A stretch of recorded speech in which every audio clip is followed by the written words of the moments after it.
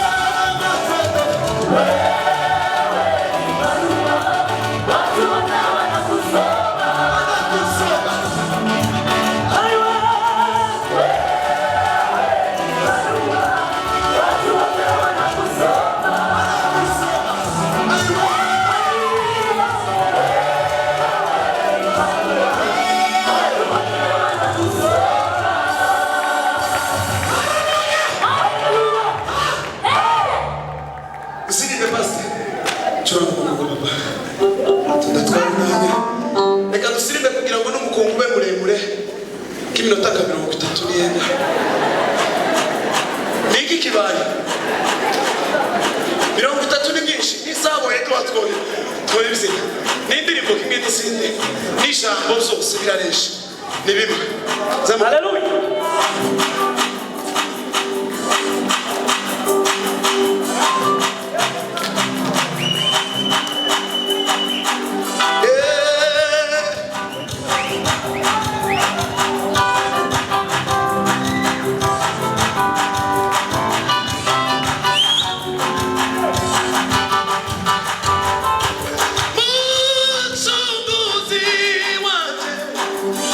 Mana nyiri umuremyi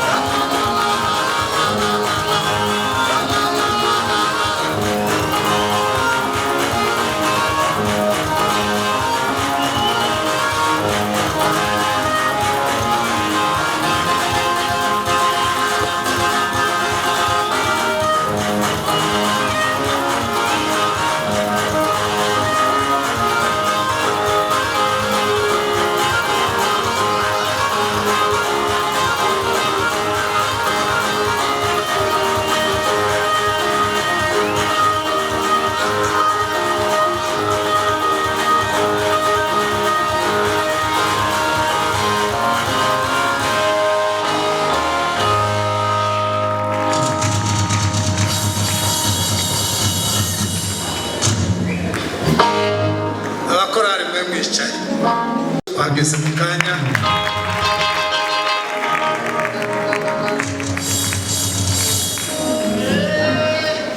abantu bose barakwakiriye iteraniro ryose Imana ibagirire neza kubana natwe tuza tukwakira udahari tutari kumwe nawe n'igihe turi kumwe tubikorana umutima ukunze noneho tugiye kwakira tunaenda kukaribisha mgeni wetu maalumu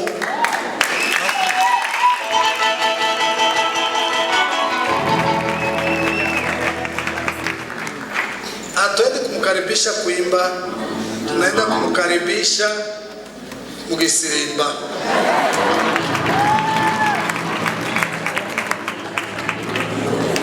Bishop araza kumwiyegereza neza cyane umuyobozi mukuru mama waimbaji wote waimbaji mkuu tunaenda kukaribisha avance ya Gisirimba.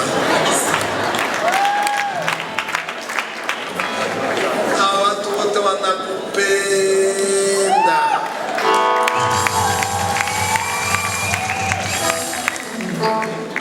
Mimi nakupenda sana.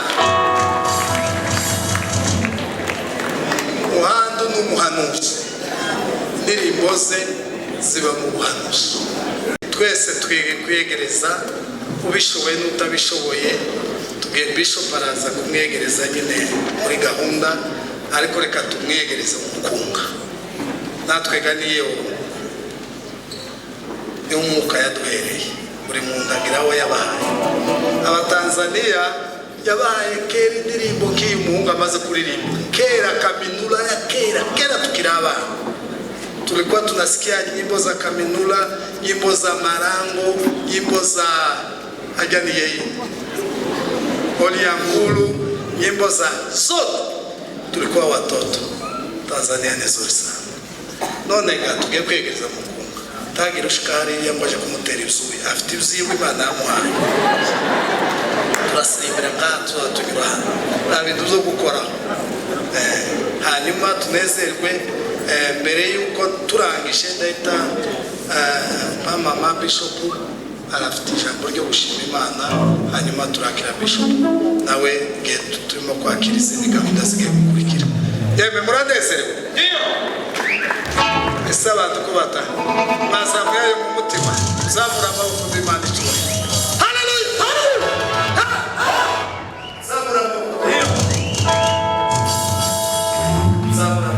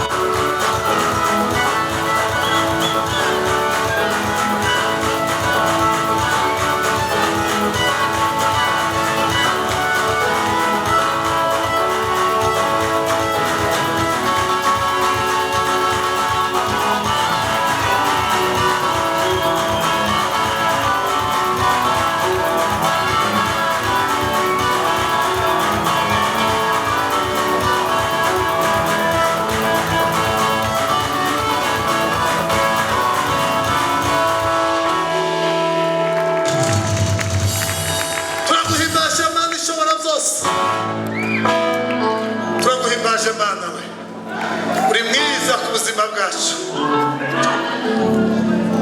uri mwiza imisi yose uradukunda waturemeye ibihe byiza waturemeye ibihe by'umugisha umunsi wa Pentekote usohoye bose bari hamwe bahuje umutima bose bari hamwe bahuje umutima umuyaga uraza eleva la bongo de las de cremesa la forme de banda ginelesa in vor da crema salambo in afe ginisation le verbeza bose bari hamwe bahuje umutima umuga watungura amaza kumuyaga bahuje umuka wera batangira kuvuga kuzini umuka wera naze hano abantu batangire kuvuga kuzini abantu batangire bahoke bose bari hamwe bose bari hamwe bose bari hamwe bose bari hamwe turi hano wa Mana isezerano turi hano Mana Israheli turi hamwe duhuje umutima duhuje umutima duhuje umutima duciye bugufi turamuhamagaye mu izina rya Yesu kugira ngo ukore imirimo n'ibitangaza muri uyu mwanya no muri aya masaha yo turatuje uganiriza ubugingo bwa buri muntu wese umuntu wese agaragara ikimenyetso cy'umwuka w'Imana evera mosamaya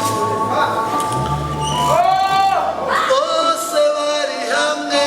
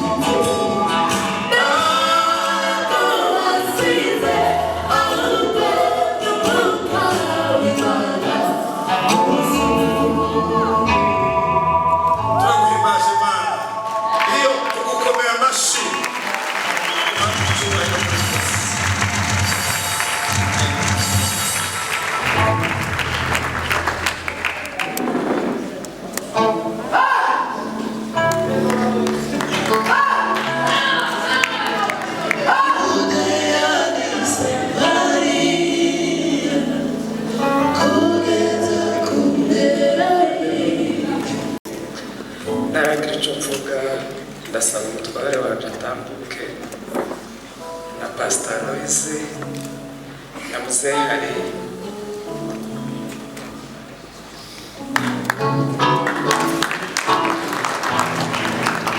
bari kuza ashimye Imana ko bashije kuba muri aya materaniro kuva tuvuye muri overnight hano nahuye n'ibitero bitoroshe by'indwara ariko ndashima Imana kuko yansindishirije bashi batwaye umwanya munini mpagazaha n'umuryango wanjye w'abana 7 n'umutware wanje n'aba bashumba turi kumwe kugira ngo ntambutse imbere y'Imana ishimwe riri mu mutima wanjye hamwe n'umuryango wanje. Twari tumaze hafi imyaka 17 dufite icyifuzo gikomeye twasengeraga mu muryango wacu bukeye Imana ituzanira aba bavandimwe barakimbwira nta kibabwiye, bakigira umutwaro, bakigira icyabo. Hanyuma ndababwira dukomeze dusenge. Inshuro nyinshi twahuriraga hano nabo dusengera icyo cyifuzo. Rero mpagaze hano nshima Imana nk'uko nabivuze n'umuryango, kuko Imana ijya yumva gusenga, kandi impamvu tuba dutanze amashimwe si ugutwara umwanya, ndabizi ko mukeneye abaririmbyi, ariko ni ukugira ngo nawe ufite ikintu kikuremereye umazemo igihe kirekire umenye ngo isaha y'Imana nigera uzasubizwa. Imyaka 17 ko murumva ari mikeya, kandi ntabwo byari byoroshe. Habaye gusenga, habaye gushoramo amafaranga ndashobora kuvuga, ariko Imana yo mu ijuru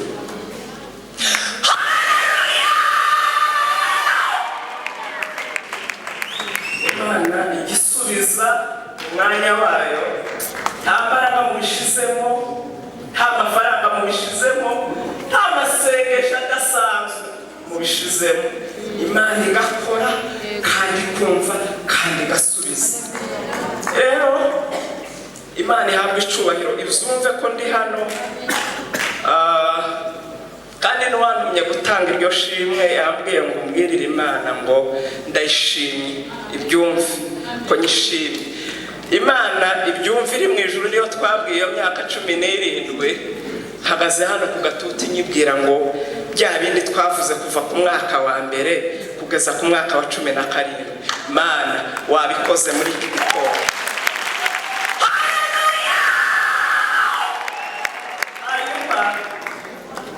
Turaririmba gato ngo Yesu arakora, dutambe Imana, tuyitambire tuyibyinira dushima Imana. Hanyuma icyo Imana yakoze muri uku kwezi kwa karindwi, niko umwuka yayoboye umuryango wacu tuzishurira abantu 50 mitiweli, kubera ko bakoresheje amafaranga menshi mwe mudashobora kumva. Ariko Imana nyamana, Imana igikora igihe cyayo kigeze. Imana itagireba nk'abantu, Imana itagivuga nk'abantu. Iyivuze biraba, ititaye ngo bimeze gute. Abaririmbyi bake mutambuke tuse ngo Yesu arakora. Arakora mu muryango wacu, arakora no mu muryango wawe, arakora no mu buzima bwawe, arakora no mu byifuzo byawe.